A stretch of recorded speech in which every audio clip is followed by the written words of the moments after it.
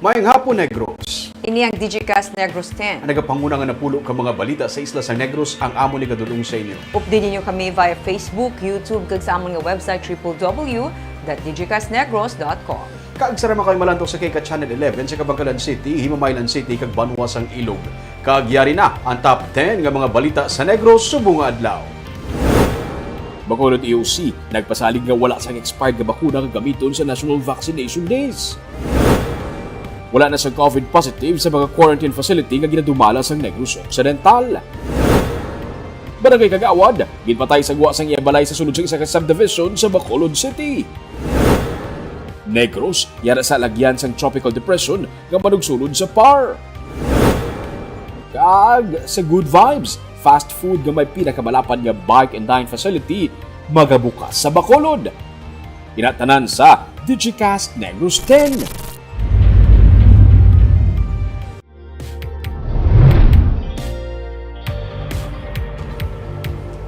Sa number 10, presyo sang prutas sa merkado ang sarang magsaka sa madason nga semana. Amat-amat na gidman nga nagadamo ang tao sa Bacolod Central Market, pero hindi pa mabatyagan bisan sang pila ka mga manugbaligya sang prutas ang Christmas rush bangod madyutay pa lang ang mga bumalakal. Ginapaabot nila ang pagdagsa sa mga bumalakal sa madason nga semana kadungan sang pagsaka sang presyo sang prutas samtang nagahilapit ang adlaw sang Pasko. Sunod kay Merlita Dormal, nagidman sang prutas para sa 12 fruits collection ugaling binilog lang ang baklanay. Kag 3 shin ang mansanas sa karon pero sarang ini magsaka sa tag 5 tubtub na 10 ka pesos ang bilog depende sa klase kag kadakuon.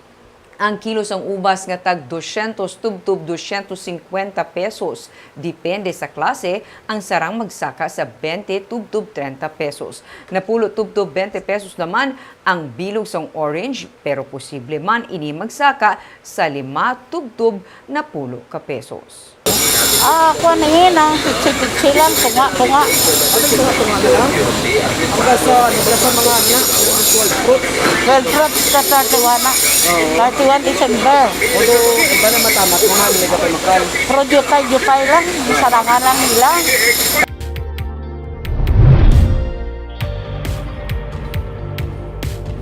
Sa number 9, bukas na ang Provincial Capital Park and Lagoon. Inisunod siya kay Provincial Administrator Fernando Diaz kasunod siyang pagpagbuwa ni Governor Eugenio C. Lacson sa executive order nga nagamando sa liwat nga pagbukas ng lagoon. Sunod siya kay Diaz, santo sa protocol, limitahan sa 70% ang kapasidad sa lagoon ang magasulod diri kag mismo ang probinsya na ang magakontrol sa mga pagsulod sa mga bisita. Bukas ang lagoon sunod siya kay Diaz sa tanan nga pangidaron ayhan sa luyag mag-exercise o kun sa magbisita lamang.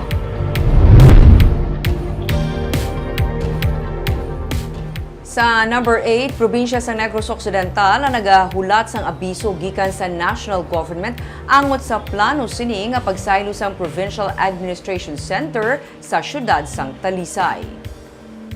Amo sa gihapon ang gamiton nga design para sa edipisyo pero sa lain na nga location. Sunod kay Provincial Administrator Fernando Diaz, luyag sang probinsya nga mapatud kun bala pwede nga hindi na magpatigayon sang rebidding. Ang halos 1 bilyon nga pesos nga ginaduso nga Provincial Administration Center ang pagatukuron sa 25 o 25 hektaryas nga duta nga ginapanag-iyahan sang probinsya malapit sa Bacolod Silay Access Road sa Talisay City. Ang Dynamic Builders, ang construction company ang damlag pa nga nagdaog sa bid para sa pagpatukod sang bag-o nga PAC sa Dalan Aguinaldo sa Bacolod City. Ipabili naman sa plano ang Provincial Capitol Building nga isa ka historical site. Kundi na-bid na siya. Yeah. And we are asking if using the same design, different location, we will be allowed without bidding the project anymore. Rebidding. Without rebidding. Sa number 7,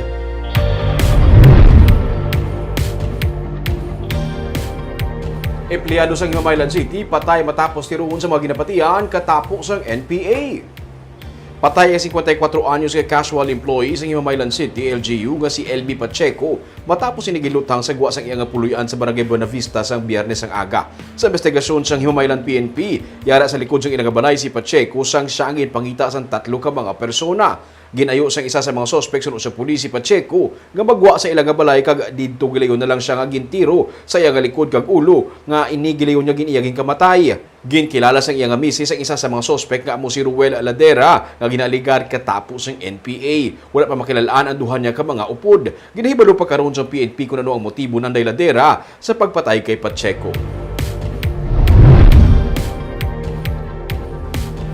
Sa number 6, Kagawad patay, anay preso pilason sa separado nga shooting incident sa Bacolod City nga nagluntad sining nga weekend. May report si Marcian Wico. Ginapatod pa sang PNP ang kabangdanan sa pagpatay sa kagawad sang Barangay 14 nga si Ruel Martir. Nagapungko lang si Martir upod ang iyang misis Sabado sang gabi sa guwa sang ilabalay sa Lumina Subdivision sa Barangay Vista Alegre sang siya ang gitpalapitan sang 3 ka mga gunman kag gintiro. 3 ka mga tao nga nagrasalin dito sa likod naog sa blue nga salakyan kag mo na ginkadtuan sa gintiro. After pagtiro sila, mga shooter naglakat lang sa kainan mismo sa lakyan. Pag nag-rush lakat. Wala pa makilalaan tubtob karon sang PNP ang mga sospek. Ang ugangan sang biktima nga si Arlene Escudero ang nagpahayag nga wala sila makaibalo kung sino ang may kaymuan sang krimen. Bangod maayo nga tawo ang iya umagad. Wala mo na sa mayo, ginasaya nga tao yan. Wala na siya kontra, kay kagawad na siya. Samtang pilason man sa pagpaniro kagabi ang 30 anyos nga si Jason Olvidado matapos siya gintiro sang wala pa makilalan nga persona sa Purklampirong Barangay 2. Personal nga dumot ang ginatanaw sang PNP nga motibo sa pagpanglutang sa biktima nga sang bulan lang sang Mayo nakagwa sa prisuan bangod sang kaso angot sa illegal nga droga. Marcian Wico para sa Digicast Negros.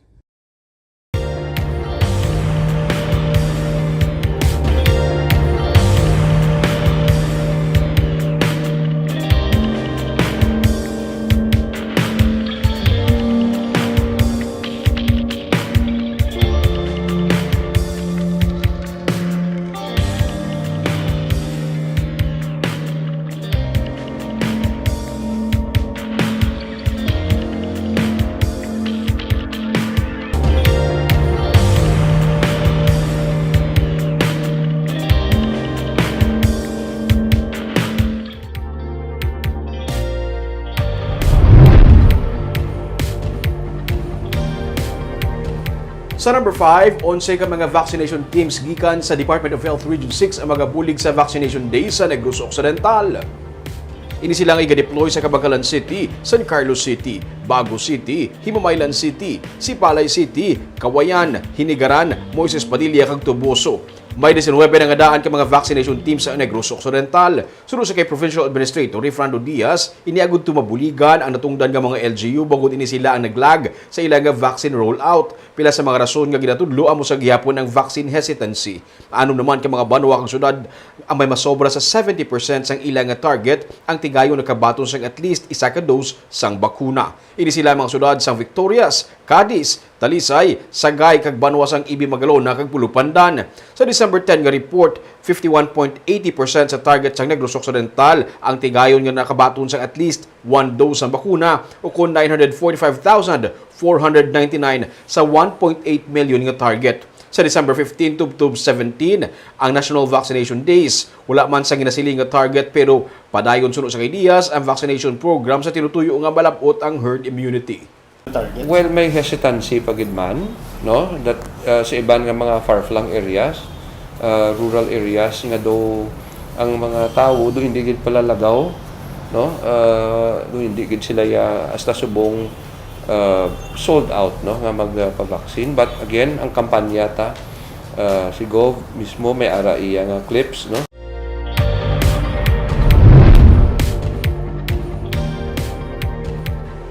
Sa number 4, Environmental Sanitation Division sa Bacolod City Health Office ang nagpatigayon sang inspeksyon sa ospital. May angot sa reklamo sa mga dialysis patients sa ginaalagar hepatitis C nga outbreak. Nagpadala gilayon sa inspection team ang City Health Office sa Bacolod Queen of Mercy Hospital para mausisa ang reklamo sang 6 ka dialysis patient sang ospital nga ginalegar na latnan sang hepatitis C. Sa sulat nga ginpadala sa mga tagreklamo sa opisina ni Vice Mayor Elcid Familiaran, ilagin siling nga may 60 tanan ang nalatnan tuga sang hepatitis C outbreak sa hemodialysis center sang ospital humalin sang Hulyo. Ginpahayag sang tagdumalahan sang BQMH nga ila na ginatunan kag ginpausisa sa medical kag legal department ang ginpadangat nga reklamo sa mga dialysis patient. Buwas sa hapon sila ang natalana magaatubangay sa hearing sang Committee on Health sang sangguniang panlungsod sa Bacolod City Government Center. Awaiting tasang report, no? Although as much as the hospital is concerned, ang regulatory board ginada is not the city health. So we can only investigate a portion of it, but the final investigation would come from the DOH. Good.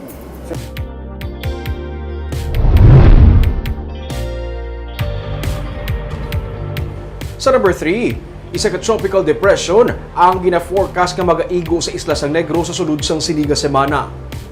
Ginabantayan sa karon sa pag-asa ang isa ka tropical depression sa guwasang Philippine Area of Responsibility nga may maximum sustained winds nga 55 kilometers per hour kag pagpangmadlos nga tubtub 50 kilometers per hour. Ini ang gina-forecast nga magabaskog pa sa iya nga pagsulod sa PAR sa buwas nga adlaw kag ini ang maging tropical storm na.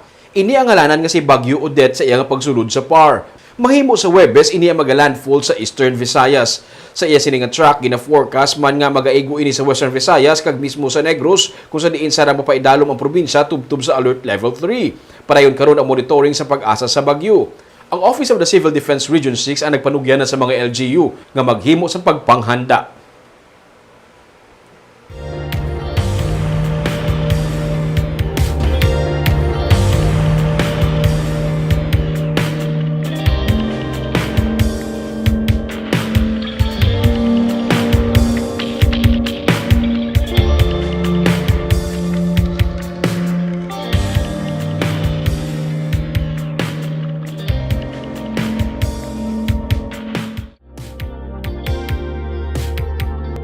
Sa number 2,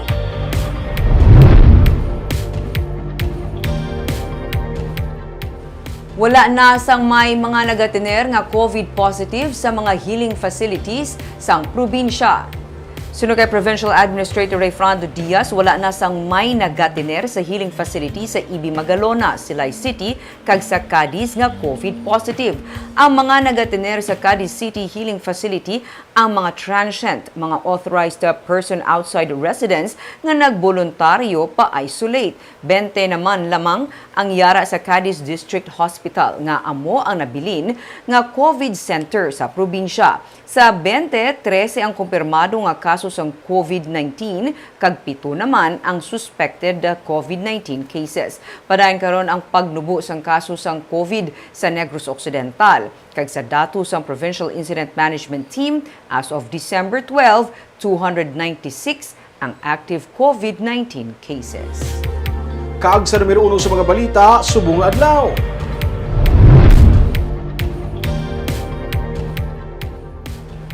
Bacolod Emergency Operation Center nagapasalig sa publiko nga wala sang expired nga bakuna nga pagagamiton sa ikaduha nga National Vaccination Days. May report si Nico Delfin. 4-6 ka beses kada adlaw nga gina-check kag ginapasiguro sa mga personnel sang cold storage facility sang Bacolod nga na-maintain ang room temperature sang pasilidad para hindi ma-expire ang mga COVID-19 vaccines.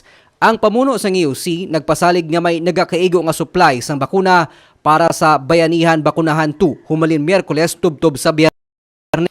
And may backup power kita, duwa ka backup generators in kaso magpalyar ang isa, may pag backup ng isa pag yun.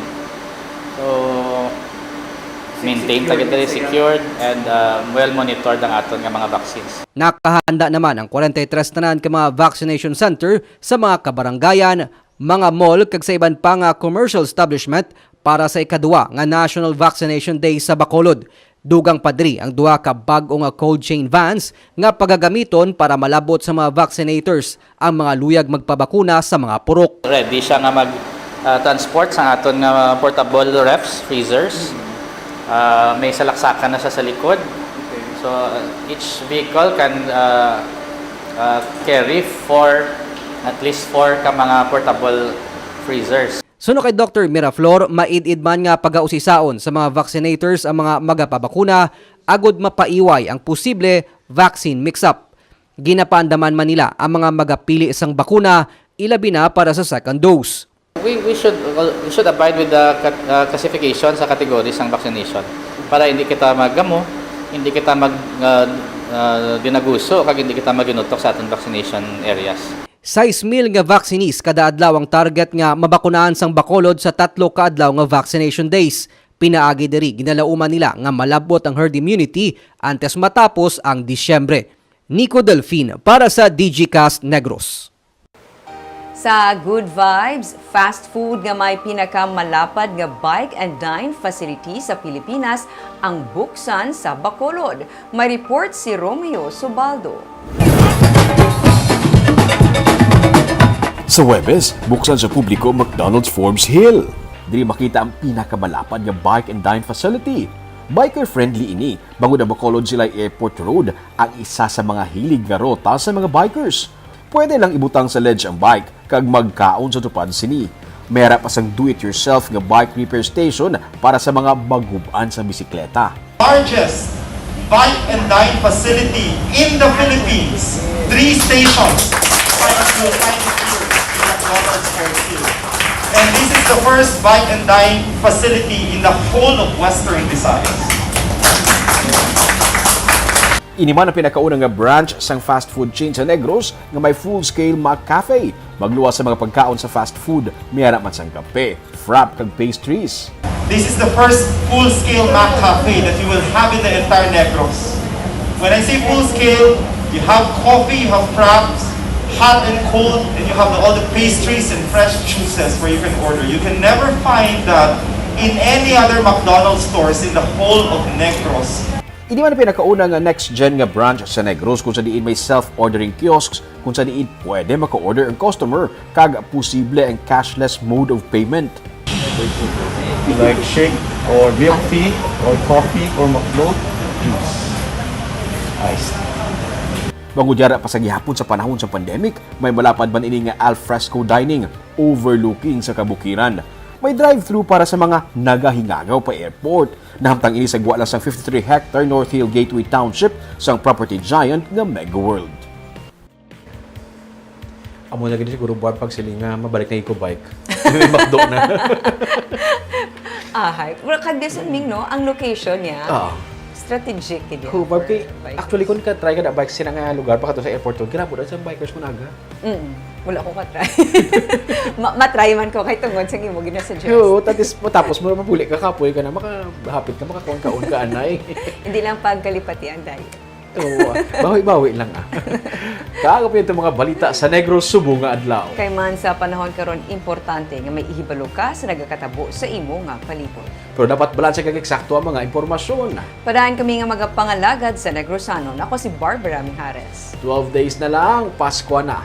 Tuptub sa buwas, ako naman si Romeo Subaldo, mayong hapon.